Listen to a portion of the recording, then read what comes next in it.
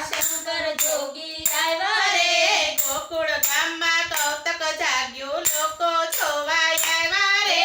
ગોકુળ ગામમાં કૌતક જાગ્યું લોકો જોવા આવ્યા રે નંદ તણા દરબારે શિવજી ભિક્ષા માગવા આવ્યા રે નંદ તણા દરબારે શિવજી ભિક્ષા માગવા આવ્યા રે કાનુડાના દર્શન કરવા શંકર જોગી આવ્યા રે